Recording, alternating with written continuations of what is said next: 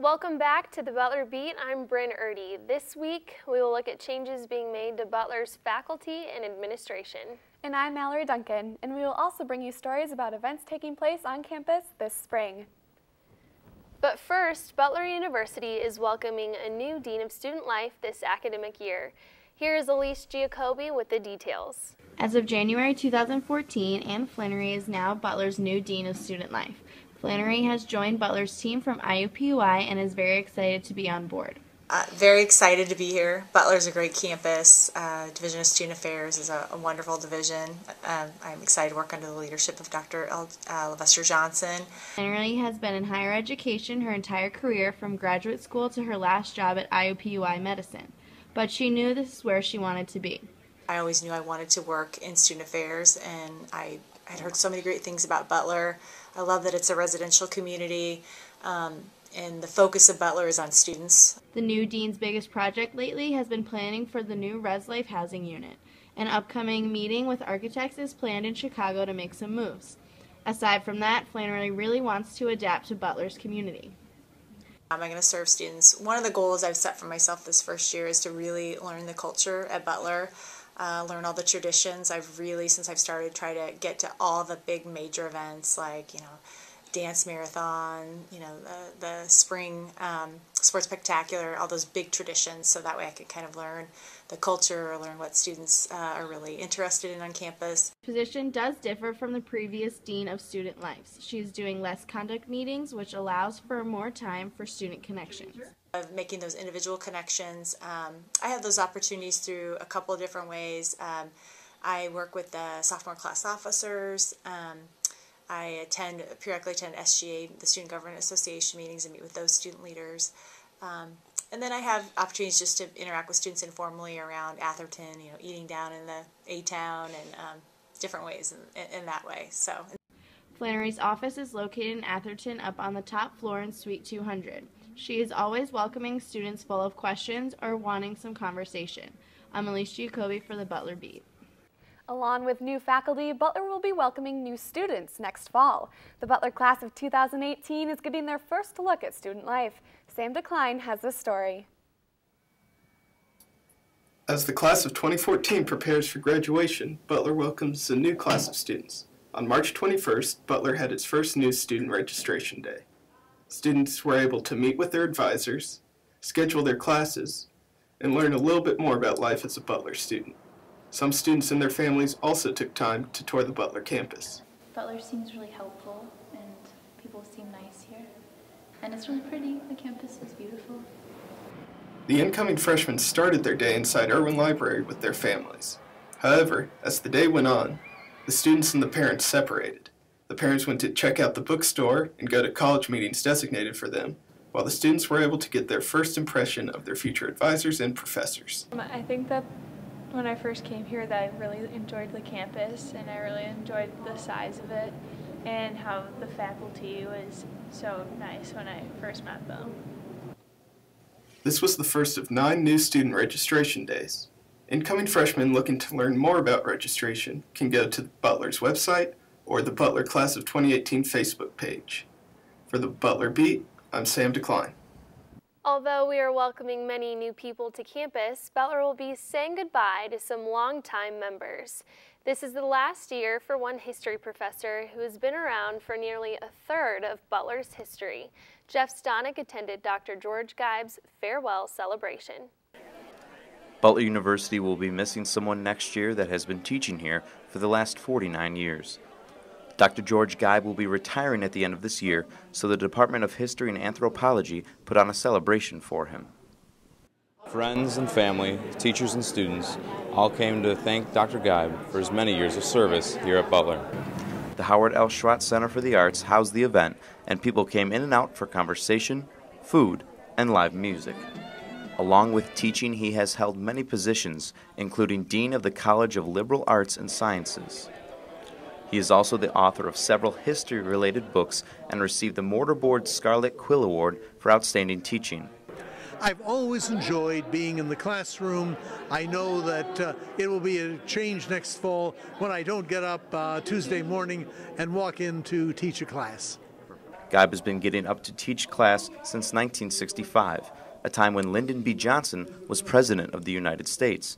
Current Butler President Jim Danko says even though he has only known Geib for a few years, the entire university will miss him.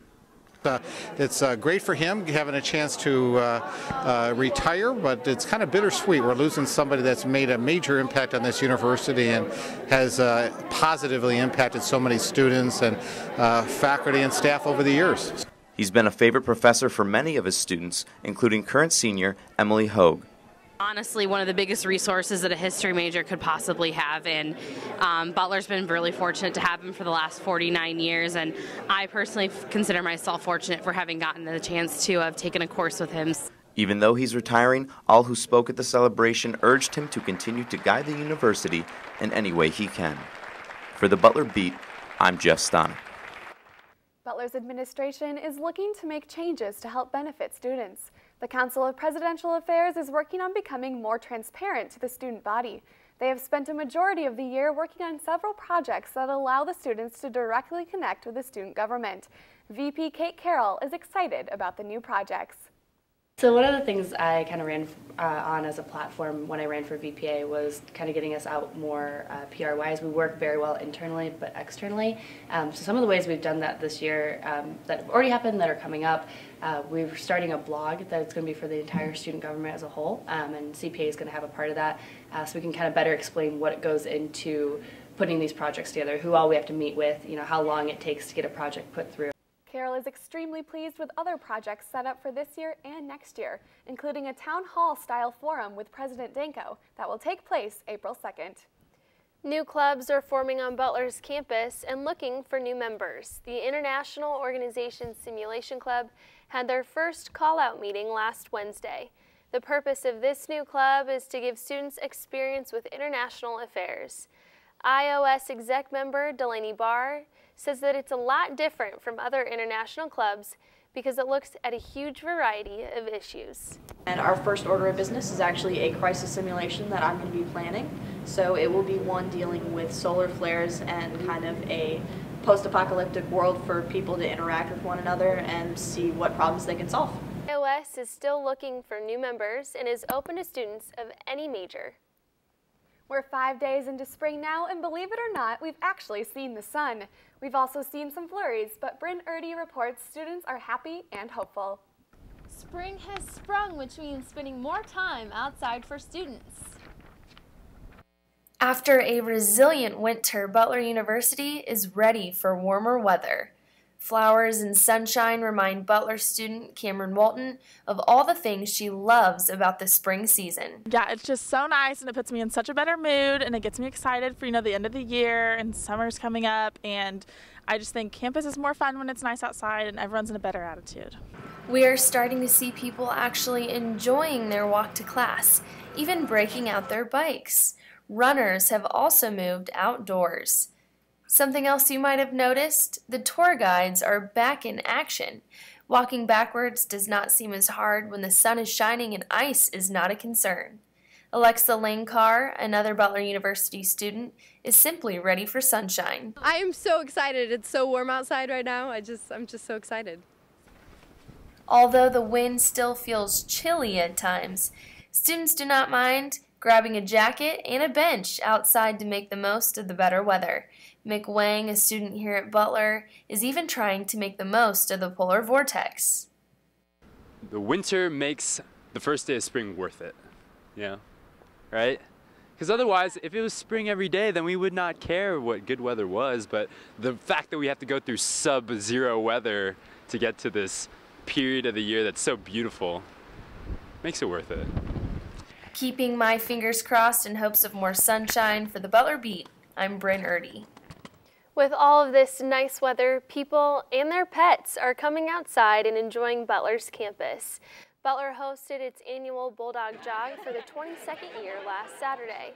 While some participants lined up in front of Hinkle to run the 3.5-mile race, others prepared to walk their four-legged friends.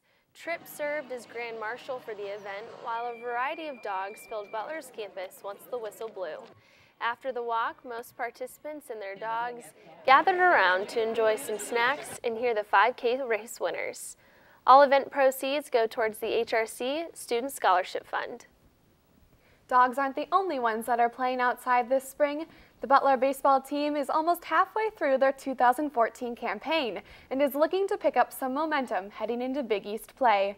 The Bulldogs currently have a record of 9 wins and 13 losses and have won their last 2 games. Before their road trip to Jacksonville, Illinois, the team's most recent home game was against Rockhurst University. Butler won the game with a score of 8-3 behind 6 strong innings from starting pitcher Jeff Schenk. Leadoff man Chris Moranto sparked the Bulldogs offensively by notching 2 hits and scoring 2 runs. The squad's next home game will also be their conference opener on April 4th against Seton Hall. Baseball wasn't the only sport being played last week. The men of Sigma Nu raised money for their philanthropy last weekend with some good football fun. Millie Sauber has the story. Sigma Nu hosted its annual event, Snooper Bowl, this past Saturday. The event consists of a powder puff football game held on the Schwitzer lawn. We're ready to go. Ready to go. Woo! Scores and touchdowns! I'm here at Snooper Bowl. It's a really good day. It's nice outside, good football weather.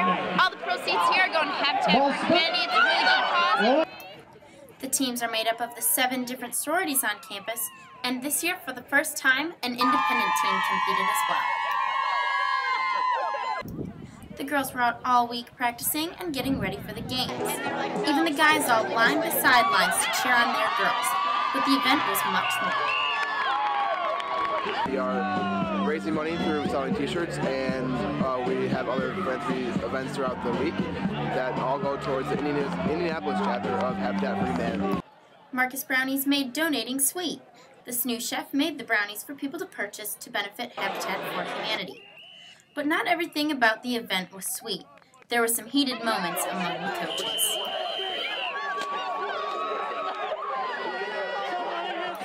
There were also tons of times for great celebration. Wow, what a play right there! Overall, Snooper Bowl raised over $700 for Habitat for Humanity. For the Butler Beat, I'm Millie Sauber. The Butler community is gearing up for the 2014 Butler Arts Fest, held April 3rd through the 13th. The Arts Fest is 14 days of events featuring students from the Jordan College of the Arts, along with local groups like the Indianapolis Symphony Orchestra. The Arts Fest will take place in many locations around campus, including Clues Memorial Hall and the Schrott Center. It is filled with a variety of performances from The Two Maples by Butler Theater to Cinderella, performed by the Butler Ballet. As a new feature this year, people can follow the Arts Fest on Twitter and Facebook. There you can find links to a full calendar of events. After the spring semester, some students may be staying on Butler's campus for summer internships, but they won't be the only ones hard at work.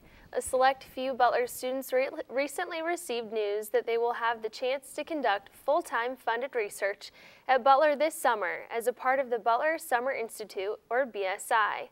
While some students choose to study topics related to the natural sciences like biology, chemistry, and physics, BSI is open to students in all academic areas.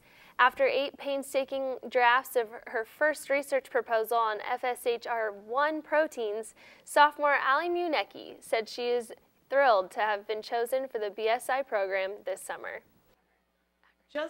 Honestly, I'm really most excited probably about just being able to be in the lab like all day, because it's really hard trying to work, fitting in experiments around my classes. So it'll be kind of nice to just be able to like get everything done in like one day and just be in the lab all the time. It'll be fun, I think. Thank you for joining us on this week's Butler Beat. I'm Bryn Erdy. And I'm Mallory Duncan. Have a great week, Bulldogs.